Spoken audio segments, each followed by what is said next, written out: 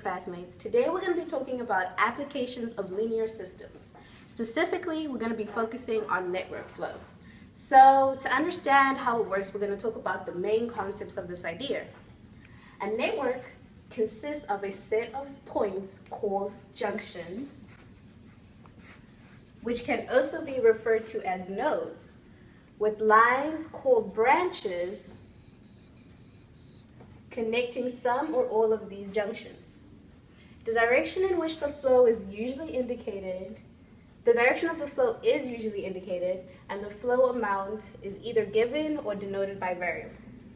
The basic assumption of the network flow is that the total flow into the network equals the total flow out of the network.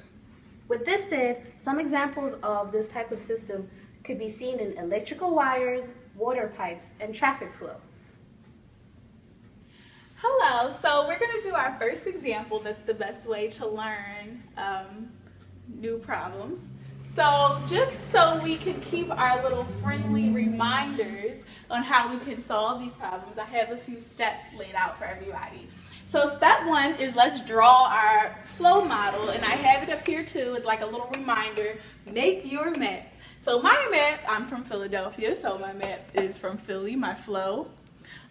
So like Tanaka said, these are your junctions, and we're going to start by, after we make our flow model, we're going to start with our chart.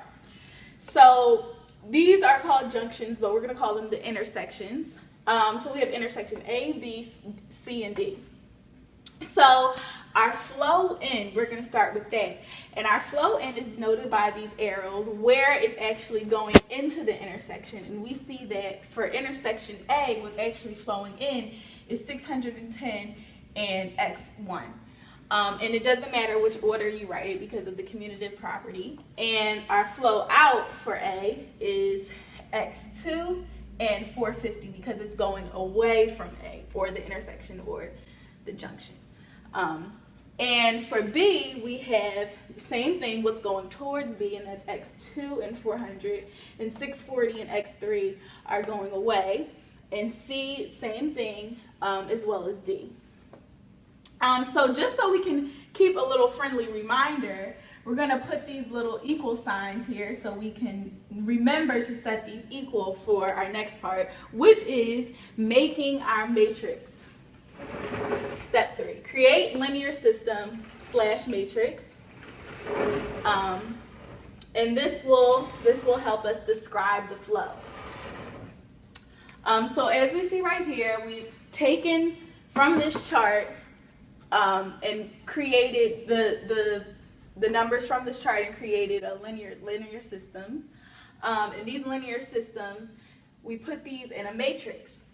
So after we put this in a matrix, we used our EROs, and we were able to put the matrix in REF and figure out or identify our free variables and basic variables, which is our last step, as you can see right here. And Mecca will explain the significance of identifying these variables.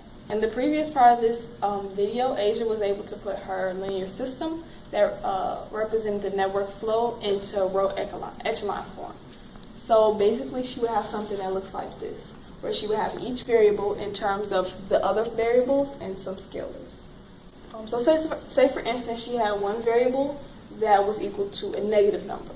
Then the flow would be opposite that was represented in the diagram. So say she drew x3 coming this way, then if it was negative, x3 would be going that way. That would be the way of the flow.